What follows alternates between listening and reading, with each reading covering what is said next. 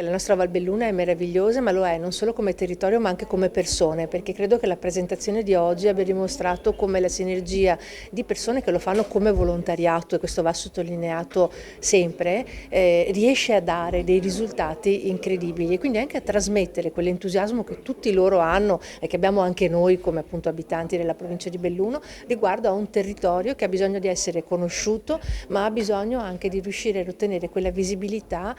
sostenibile,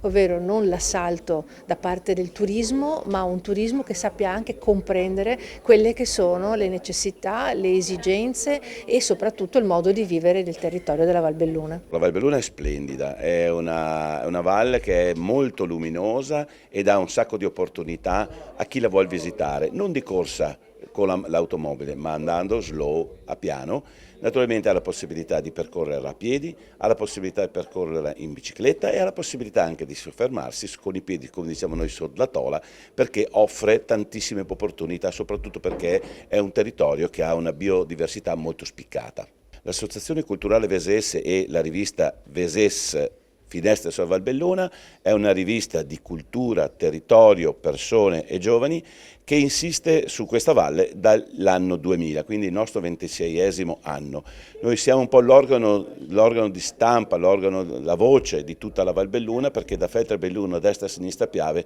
noi arriviamo ai nostri lettori abbonati oppure anche attraverso l'acquisto della rivista in edicola. Quando ho avuto l'opportunità di dare il mio contributo al Veses e quindi dare il mio contributo al territorio dove sono cresciuta e dove ho scelto di vivere,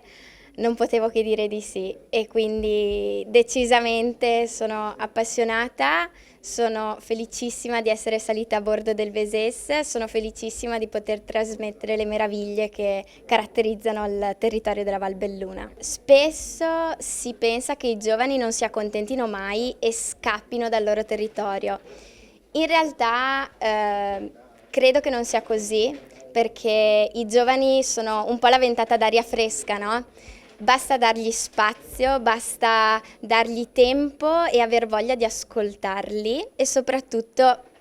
cogliere magari qualche consiglio che arriva soprattutto da parte di menti che pur sempre inesperte ma pur sempre giovani e quindi portano sempre qualcosa di diverso.